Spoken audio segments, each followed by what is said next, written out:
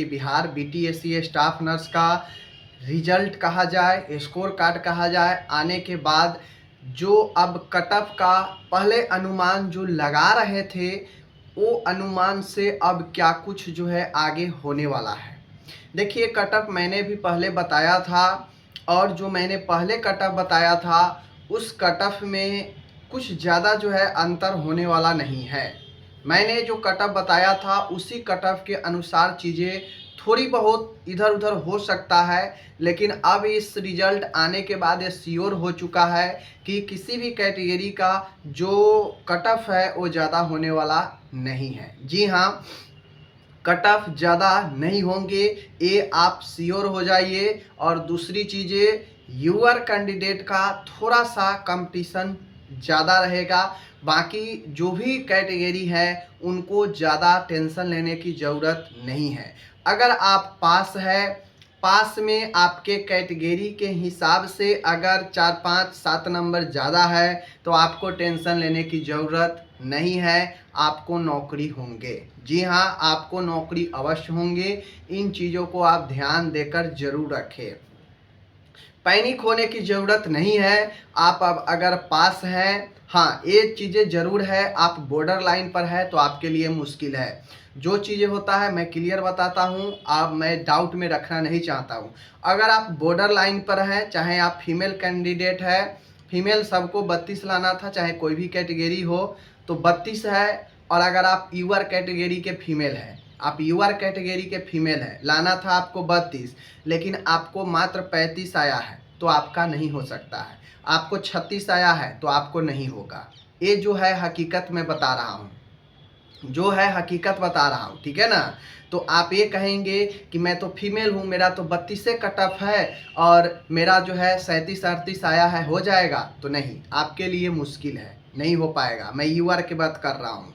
अगर आप female candidate है, ईबीसी है, आपका 32 कट ऑफ है लेकिन आपका 37 38 आ रहा है तो आपका बिल्कुल होने की संभावना है, बिल्कुल होने की संभावना है। 37 38 आ रहा है, ईबीसी में है तो आपको होने की संभावना है। 40 से ऊपर है तो 90% आपको हो जाएगा, ये बात समझ लीजिए। तो इसी तरह से कुछ ऐसे कैटेगरी है जहाँ पे चीज़ें थोड़ा सा टफ होता है। यूआर में टफ इसलिए होता है क्योंकि वह ओपन होता है, बाहर के लोग आते हैं वो भरते हैं। बिहार के जो होते हैं जिनको मन होता है कि नहीं हम अपने कैटेगरी में ईडब्ल्यूएस में नहीं जाएंगे, ओबीसी में नहीं जाएंगे, हम जो है यूआर में भरेंगे, यूआर में भरते हैं। दूसरी चीज़ें जो एससी एसटी के होते हैं जिनका नंबर यूआर से भी ज़्यादा होता है कट ऑफ से, तो वो यूआर में ऑटोमेटिक चले जाते हैं, तो उनका सीट खाली होकर यूआर में वो चले जाते हैं। तो ऐसे ओबीसी हो, एससी हो, एसटी हो, जिनका भी नंबर यूआर के कट ऑफ का ज़्यादा होगा वो सब यूआर में ऑटोमेटिक चले जाएंगे। तो इस हिसाब से यूआर का जो कट ऑफ है थोड़ा सा ऊपर ही रहता है, ये बातें आपको मानकर चलना पड़ेगा। दूसरी चीज़ें, अब यूआर के कट ऑफ और अन्य कैटेगरी के कट ऑफ में 10 का अंतर होगा, ये बातें आप लोग लिख कर रख लीजिए। आप चाहे जितना भी कट ऑफ आ जाए 10 के अंतर जरूर रहने वाला है। ये मैं सीवीटी के बात कर रहा हूँ, ठीक है। अगर यूआर कैटेगरी के अगर 55 कट ऑफ जा रहा है, ओपन में 55 जा रहा है, तो एक बात समझ लीजिए कि जो भी ओबीसी कैंडिडेट है उनका अगर 48 है, 49 है तो उनको नौकरी हो जाएगा, ठीक है। और मैं आपको बता भी दे रहा हूँ 52 55 के ऊपर जो है चीज़ें नहीं जाएंगी, ये आपको क्लियर है। देख लीजिएगा आप लोग जब आएगा कट ऑफ। तो मैं फाइनल अभी पोल डाला हूँ, ठीक है ना, और पोल डाला हूँ तो मैं आपको बताऊंगा कि पोल के हिसाब से कितना कट ऑफ जाएगा, उसके लिए प्रॉपर मैं लाऊंगा वीडियो। दूसरी चीज़ें, जो भी कैंडिडेट है आप लोग अपने डॉक्यूमेंट को अच्छे से अब आगे का प्रोसेस करें। जो भी पास है डॉक्यूमेंट वेरिफिकेशन सब लोग को करवाना है, और आपको जो भी आप डॉक्यूमेंट अटैच किए हैं वहाँ पे प्रिंट आउट रहेगा और उसी से मैच किया जाएगा। अगर आपके डॉक्यूमेंट इधर उधर होंगे, आप अटैच कुछ और किए हैं अब कुछ और सबमिट करेंगे, तो वो मान्य नहीं होगा और आप डिस्क्वालीफाइड हो जाएंगे। दूसरी चीज़ें एक बात ध्यान दीजिएगा, कट ऑफ कम होने का रीज़न ये भी है कि बहुत लोग जो पास है वो छटेंगे। जी हाँ, बहुत लोग जो पास है वो छटेंगे, क्योंकि मैं बता दूं कि जो एमपी से कैंडिडेट थे जिनको बहुत सारे डॉक्यूमेंट कंप्लीट नहीं था, वो भी लोग जो है अप्लाई किए और वो भी लोग में से बहुत सारे लोग पास हैं, ठीक है ना, और अच्छे खासे नंबर है।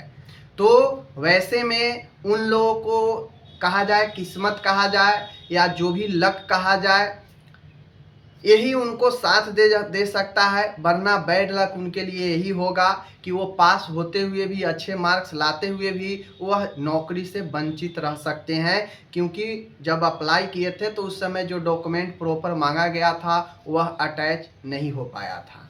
तो ये रीज़न है।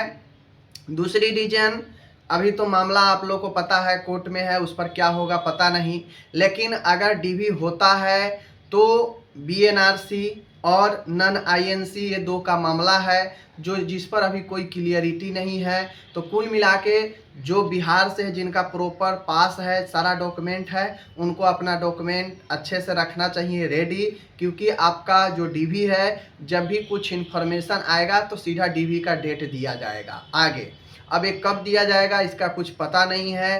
क्या बीटीएससी कोर्ट का इंतज़ार करेगा कि नन आईएनसी नन बीएनआरसी का क्या करना है, किसको कराना है, कितना समय देना है, या क्या कुछ है, पता चल जाएगा फ्यूचर में। तो अभी तो रिजल्ट दिया गया है, लोगों में उत्सुकता है, तो उस अकॉर्डिंग अभी कुछ कहना मुश्किल है कि सारा चीज़ जल्दी कर दिया जाएगा। तो ये जो है कहना बड़ी डिफ़िकल्ट है, क्योंकि मामला ऑलरेडी आपको पता है कि उच्च न्यायालय में है। तो दूसरी चीज़ यही है कि अब जो है आप लोग थोड़ा सा जो है धैर्य रखें और वेट करें, आगे जो भी होगा मैं आपको ज़रूर बताऊंगा। लेकिन मैं यही कहना चाहता हूं कि जो बॉर्डर लाइन पर है, जो पास है, उनके लिए थोड़ा सा डिफ़िकल्ट है, ठीक है। बाकी मिलता हूं अगले वीडियो में।